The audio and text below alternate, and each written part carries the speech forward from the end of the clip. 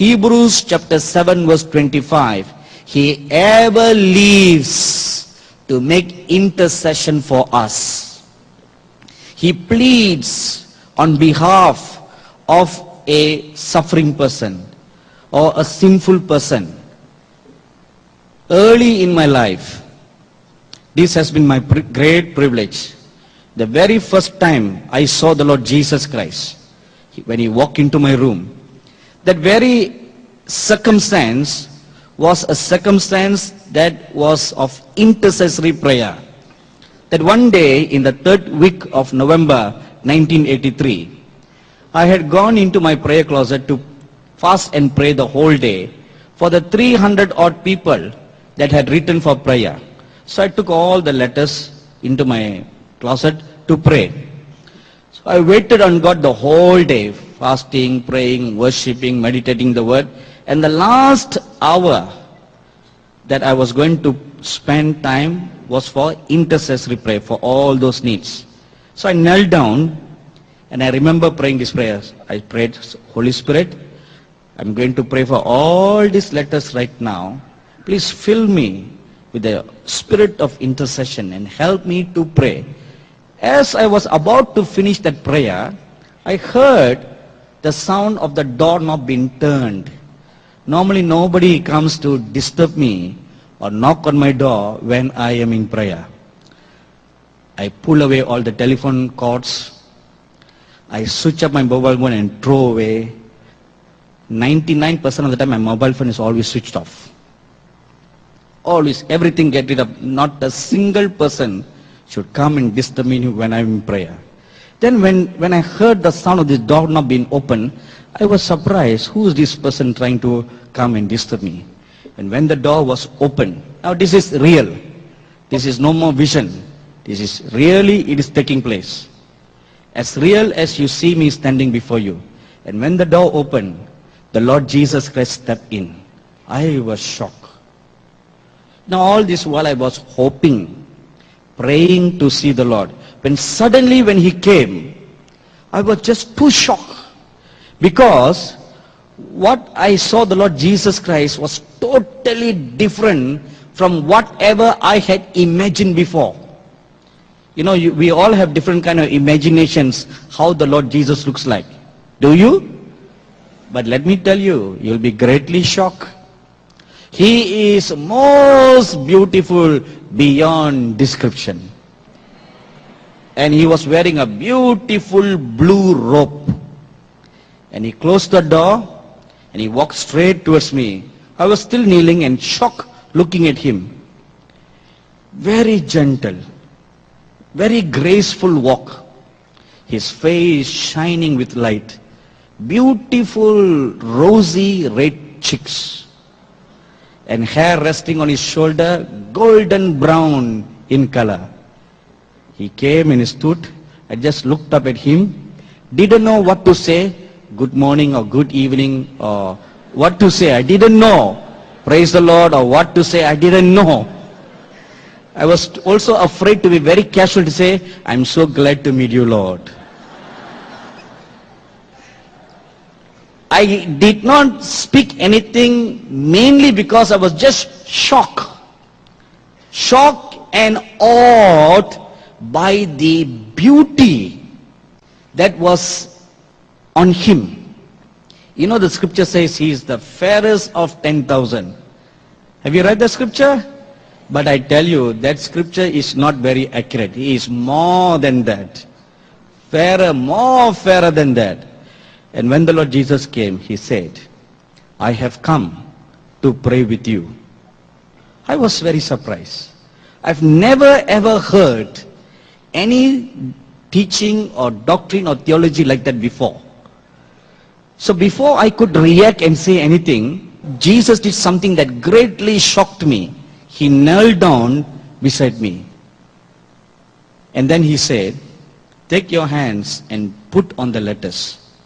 So I told the Lord, Lord Jesus, only then I started speaking. Said, I don't even know what is in all those letters. Shall I read to you one by one so that we can then pray together? And the Lord Jesus gave that beautiful smile. And you know what it means? I told you yesterday. What does it mean? Oh, you fool.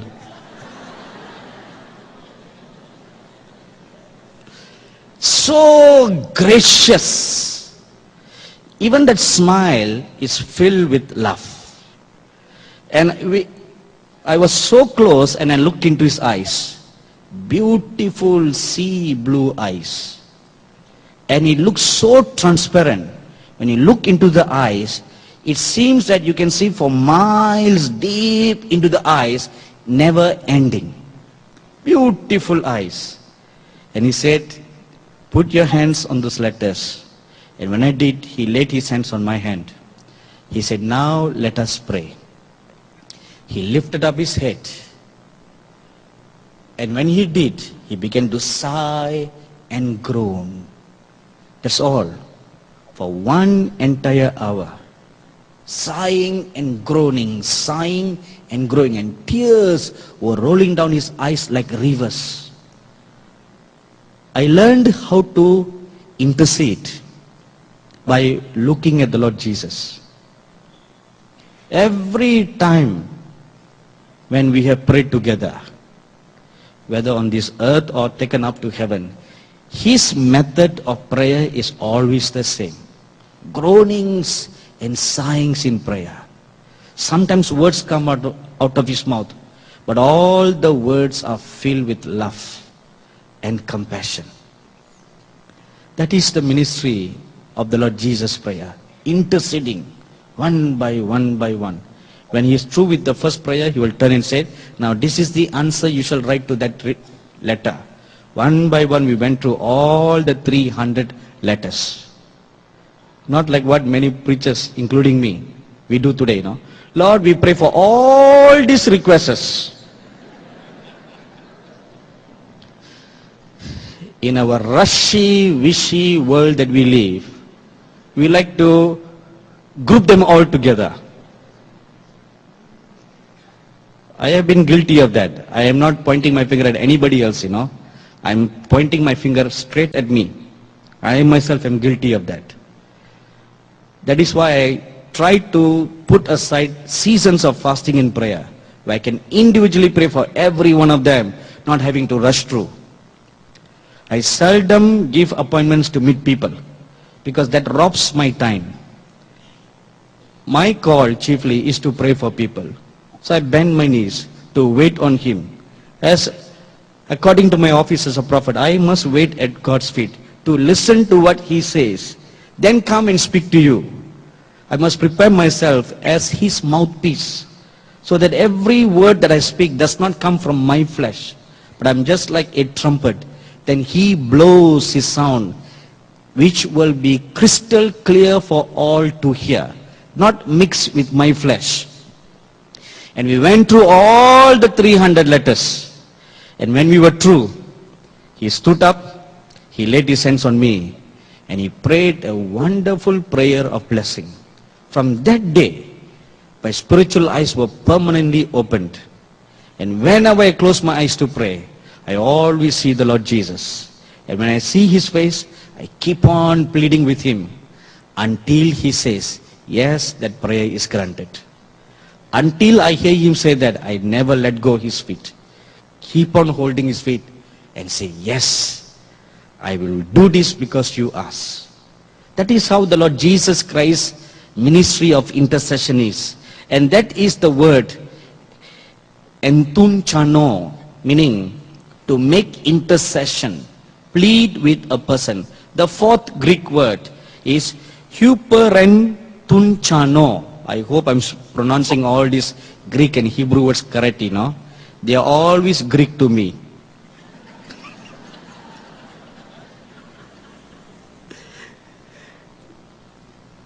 I don't know why preachers like to quote Greek and Hebrew words, you know. Confuse everybody. I don't know why they like to do that. Anyway, let's come back to this word. Huperentunchano. It means to intercede on behalf of another.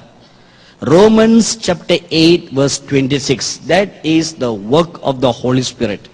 you'll find that this particular word expresses a kind of intercessory prayer where it says to intercede on behalf of another. That is what the Holy Spirit does. In Romans chapter 8 verse 26 says, the Holy Spirit helps our infirmity. And the word help in the Greek word is very interesting.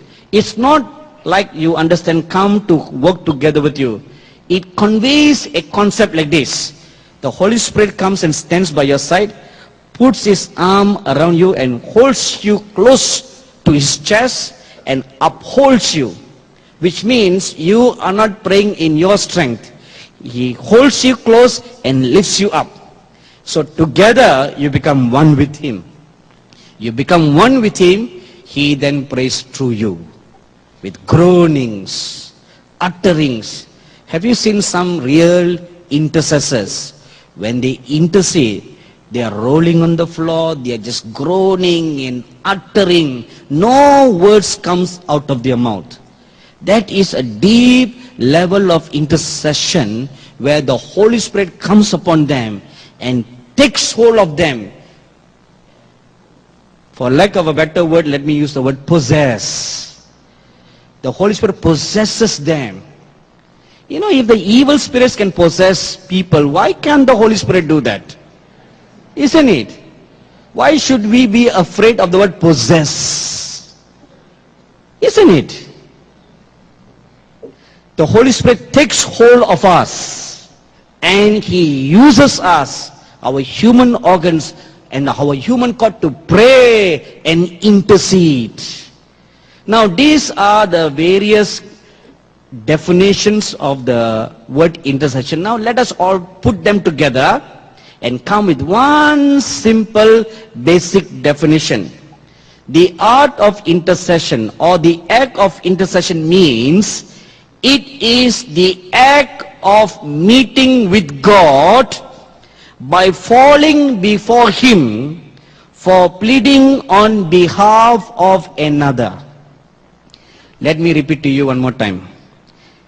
Intercession is the act of meeting with God by falling before him for pleading on behalf of another. This is what intercession simply really means. A true intercessor can never pray a 2-minute prayer. Only professional prayer people will do that. Yeah, I'm saying it very honestly. I am not lying, I'm not butter coating anything. I am telling you as it really is. A true intercessor cannot pray a professional 2-minute prayer because they are different. When you come and fall before God, you are so lost in crying and pleading for the person you are praying for, time will just fly. You have to keep on praying until the burden lifts off you. You cannot stop short of the burden lifting off you. If you fall short of the burden lifting off you, that prayer didn't reach through. It didn't go through. It didn't reach the feet of the living God. It was not added into the incense in the bowl that the angels are carrying. You must keep on praying. How long will that take? Sometimes several days. It takes several days.